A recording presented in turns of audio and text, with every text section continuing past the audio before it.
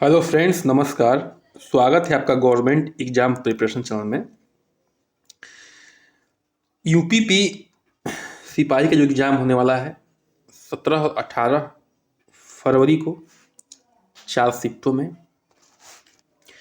हम आशा करते हैं कि आपकी तैयारी बहुत अच्छी चल रही होगी, लेकिन अच्छी तैयारी के बावजूद भी आपको कुछ ऑप्शंस जो आपके सामने आते हैं वहाँ कन्फ्यूजन क्रिएट होता है या आपको एलिमिनेट करना पड़ता है, क्योंकि आपको ऐसा आइडिया होता है कि हम इससे ऊपर करेंगे तभी हमारा सिलेक्शन होगा। ठीक है, और बिल्कुल आप कोई भी पेपर आज के समय में देख लीजिए, इतना कठिन आ रहा है कि जब तक आप उस मेथड का प्रयोग नहीं करेंगे, एलिमिनेशन मेथड हो या तुक्का लगाने की बात जो भी कह सकते हैं, तब तक जो है आप उसमें आगे नहीं बढ़ सकते हैं। देखिए, हम लोग जो भी आज बात करने वाले हैं, ऐसा नहीं कि एकदम पढ़े ही नहीं होंगे और आप जो है जाएंगे और तुक्का लगा चले जाएंगे, आपका सिलेक्शन हो जाएगा। ऐसा नहीं होने वाला है।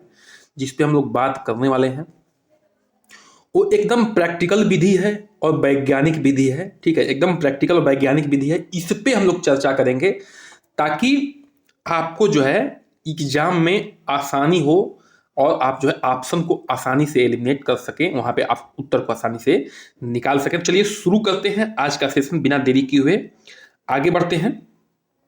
देखिए, जो पहला बिंदु आपके सामने दिख रहा है ये वाला, कि आईएएस और पीसीएस में जो भी एग्जाम होते हैं उसमें एलिमिनेशन मेथड का बहुत प्रयोग होता है। क्योंकि देखिए, पेपर इतना डीप आता है कि आप कुछ टॉपिक्स को, जो भी अभ्यर्थी होते हैं, आपने अगर यूट्यूब पे चाहे कहीं भी आपने अगर जो टॉपर्स हैं अंडर 10 रैंक वाले उनके बारे में सुना होगा तो वो भी बताए होंगे कि देखिए हमने जो है कुछ ऑप्शंस जो है एलिमिनेट करके किए थे प्री की बात कर रहा हूँ, प्री में, चाहे वो आईएएस हो चाहे पीसीएस हो।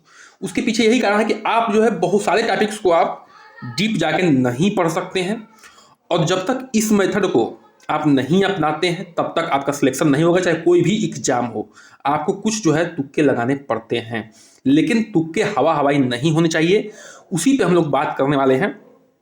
अच्छा, तो हमने ये अभी तक देख लिया कि जो बड़े बड़े एग्जाम है वहां भी ये मेथड काम करता है और बहुत ही बेहतरीन काम करता है। कोई कितना भी तुर्रम खान हो, कितनी बढ़िया तैयारी हो, अगर इस मेथड का प्रयोग ना करे उसका सिलेक्शन नहीं होगा। ये 100% ट्रू है, सत्य है।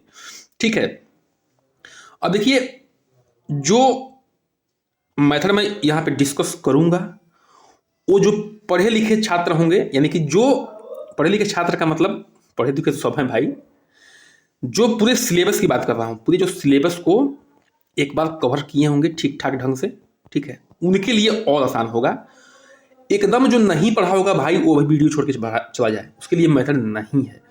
जो थोड़ा बहुत तैयारी किया है, थोड़ा बहुत सिलेबस को देखा है, हर तरीके से पढ़ा है, लिखा है, ठीक है, तैयारी किया है, उसके लिए ये मेथड हम लाए हुए हैं कि वो कैसे इसको कवर कर सकता है, जो बाकी क्वेश्चन हैं उसको मैनेज कर सकता है। ठीक है, 150 के करीब आपके क्वेश्चन आ रहे हैं, तो उसमें अगर 120 प्लस आप अटेंड करते हैं तो बिल्कुल जो है, पहले आपको क्या करना है इसमें ध्यान रखना है कि पहले जितने भी क्वेश्चंस आ रहे हैं आपको, ठीक है, जितने भी प्रश्न आपको आ रहे हैं उनको पहले अटेंड करना है। ठीक है, उनको पहले अटेंड करना है। अगर 120 प्लस हैं आप, तो आप जो है तुक्के के लिए मत जाइए, ये मेरा निवेदन है।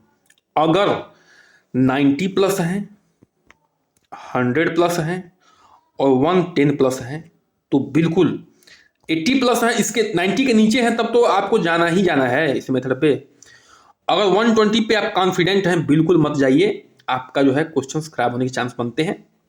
फिर भी आप दो चार क्वेश्चन पे अगर जिनके में कंफ्यूजन है वो कर सकते हैं, अगर मैं जो क्राइटेरिया आपको बताऊंगा उसके अंतर्गत आते हैं तो, नहीं तो आपको ज़्यादा रिस्क लेने की जरूरत नहीं है। तो चलिए, अब देखिए, एक मेथड है कि देखिए, अगर मान लीजिए आपके सामने 4 ऑप्शन होते हैं ए बी सी डी, अगर आपको प्रश्न के बारे में कुछ भी जानकारी ना हो तो बिल्कुल उसको छोड़ दें, एकदम उसको टच ना करें। अगर पढ़े लिखे ही नहीं हो तो बिल्कुल छोड़ दें, क्योंकि वहां पे आप जो है -0.25 नंबर लेके आएंगे, या 1/4 कर सकते हैं, जो भी है, या जो भी निगेटिव मार्किंग आपके एग्जाम में है वहां वो लेके आने वाले हैं। एकदम इस प्रश्न के बारे में जानकारी ना हो, बिल्कुल उसको टच ही ना करें। ठीक है, देखिए, ये जो मेथड है, अभी गणित वाले जो जो पार्ट है उसमें कम काम करेगा, ये मैं पहले बता रहा हूँ। बाकी जो हिंदी है, जीएस है और कुछ पार्ट रीजनिंग में भी आपको जो ये हेल्प करने वाला है और फुल्ली हेल्प करेगा। मैं पहले बता चुका हूँ कि इस बड़े बड़े एग्जाम में इस मेथड का प्रयोग होता है, नहीं होता है। अगर नहीं करेंगे तो आपका सिलेक्शन नहीं होगा, रिस्क लेना ही पड़ता है वहां। ठीक है, चलिए आगे बढ़ते हैं। अगर ऑप्शन में आपके उपरोक्त सभी लिखा हुआ है, ठीक है, ऑप्शन में उपरोक्त सभी लिखा हुआ है तो क्या करना है? तो देखिए, इसमें यह करना है आपको कि पहले तो देखिए, कोई भी प्रश्न हो आपको पूरे ऑप्शंस, पूरे जो भी ऑप्शन हैं, पूरे ऑप्शंस पढ़ने हैं, चाहे क्वेश्चन प्रश्न कितना भी आसान क्यों ना हो। देखिए, जो भी जीएस जीके और हिंदी होते हैं उसको करने में बहुत समय नहीं लगता है, लेकिन अगर आपने ऑप्शंस पढ़ने में जो है कतराई की, ढिलाई की, तो भी क्वेश्चन गलत होने के चांस बनते हैं। चार ऑप्शन पढ़ने हैं आपको। अब इसमें यह देखना है आपको, जैसे मान लीजिए लिखा है उपरोक्त सभी एक प्रश्न में, तो आप जो है पहले दो ऑप्शन को चूज करिए। ये प्रश्न आता है तो दो ऑप्शन देखिए, अगर दो ऑप्शन सही लग रहे हैं आपको तब तो आप डी के लिए जाएंगे कि डी ऑप्शन मेरा सही होगा। दो ऑप्शन सही तो अपने आप डी सही हो जाएगा। ये बहुत छोटी सी बात है, छोटा सा तर्क है। लेकिन अगर आपको एक ही ऑप्शन दिख रहा है कि एक ऑप्शन सही हो सकता है, ठीक है, और अन्य दो में कंफ्यूजन हो रहा है, अन्य दो में कंफ्यूजन हो रहा है, देखिए मैं पहले बता चुका हूं कि पढ़े लिखे लोगों के लिए ही ये वीडियो है, जो थोड़ा उस अपने सिलेबस को थोड़ा सा कवर किए हैं, तो भी आप बिल्कुल डी ऑप्शन के लिए जाइए। अगर लग रहा है तो फुल्ली कॉन्फिडेंट है तो उसी ऑप्शन के लिए जाइए, लेकिन पढ़े फुल्ली कॉन्फिडेंट है तो, अगर नहीं कॉन्फिडेंट है तो आप जो है बिल्कुल डी के लिए जाइए, अगर दो एक किसी एक में भी कंफ्यूजन हो रहा है तो। आगे बढ़ते हैं। अगर ऑप्शन में लिखा है इनमें से कोई नहीं, इनमें से कोई नहीं लिखा है अगर ऑप्शन में, तो देखिए पहले तो वही बात, पहले पूरे ऑप्शन को पढ़ना है, ठीक है, ऑप्शन को पढ़ना है। अगर आपको ये प्रश्न लग रहा है कि हमने इस टॉपिक को बिल्कुल ही नहीं देखा है तो बिल्कुल छोड़ के भाग चलना है, आगे बढ़ जाना है, नहीं तो निगेटिव दिलाएगा। अगर लगता है कि एक ऑप्शन सही है तो आपको इनमें से कोई नहीं के लिए नहीं जाना है, किसी एक के लिए जाना है, ठीक है। ये परीक्षा में सही होने के चांसेस बहुत कम होते हैं, ठीक है। ये जो है परीक्षा के लेवल पर भी डिपेंड करता है, लेकिन इनमें से कोई नहीं के चांस होने के बहुत कम चांस बनते हैं, तो उस ऑप्शन के लिए जाना है। अगर थोड़ा भी आपको डाउट हो रहा है उस किसी ऑप्शन पे, तो उस ऑप्शन के लिए आपको जाना है, ठीक है। आगे बढ़ते हैं। अगर टॉपिक्स पढ़े हों और एलिमिनेशन मेथड का प्रयोग करना है तो कैसे करना है, ठीक है। देखिए ए बी सी डी है, जो भी लिख रहा हूं मैं, वो मान लीजिए कि आप इसको एलिमिनेट कर चुके हैं। एलिमिनेट कैसे करना है? मान लीजिए कोई टॉपिक पढ़े हैं या कोई किसी टॉपिक का नोट्स बनाए हैं या कोई सर से पढ़े हैं।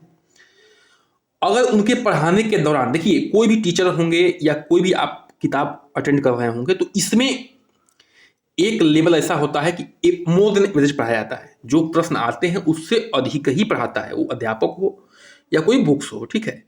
तो अगर उस टॉपिक को आप पढ़े हैं, अगर उस टॉपिक में ये ऑप्शंस नहीं दिख रहे हैं तो उसको आप गलत मान के चलिए। इतना आपको रिस्क लेना पड़ेगा, इतना आपको रिस्क लेना पड़ेगा, ठीक है। अगर ए बी ऑप्शन में एलिमिनेट नहीं कर पा रहे हैं तो गो फॉर बी ऑप्शन, आप जो है बी ऑप्शन के लिए जाइए, ठीक है। क्योंकि एक मनोवैज्ञानिक विधि है, जब भी प्रश्न बनते हैं तो जो एग्जामिनर होता है वो ऑप्शन ए को गलत ठहराने की कोशिश करता है, पहले ऑप्शन को गलत ही देता है मैक्सिमम, ठीक है। लेकिन फुली कॉन्फिडेंट है तो गो फॉर ए। अगर कॉन्फिडेंट है, आता है तो कोई बात ही नहीं है, आता है तो कोई मतलब ही नहीं है इस तुक्के विधि का। नहीं आता है, जहां कंफ्यूजन क्रिएट हो रहा है वहां की मैं बात कर रहा हूं। फिर वही बात, अगर बी सी में अगर ए और आप डी को एलिमिनेट कर चुके हैं, ए और डी को एलिमिनेट कर चुके हैं आप अपने ज्ञान के अनुसार, ठीक है, जो भी टॉपिक पढ़े हैं उसमें नहीं, ये समझ में आ रहा है कि ये नहीं हो सकता है, then go for C option, आप सी ऑप्शन के लिए जाइए, ठीक है। इसी तरह से यहां पे ए और डी लिखा है, अगर आप जो है बी और सी को एलिमिनेट कर चुके हैं तो गो फॉर डी ऑप्शन, आप डी ऑप्शन के लिए जाइए, ठीक है। अगर ए और डी में बहुत ही जटिल संभावनाएं बन रही है तो आप डी ऑप्शन के लिए जाइए, ठीक है। देखिए, तो हम ये जो मेथड बता रहे हैं, इसी तरह से अगर बी और सी में संभावनाएं बन रही है तो गो फॉर डी ऑप्शन, ठीक है।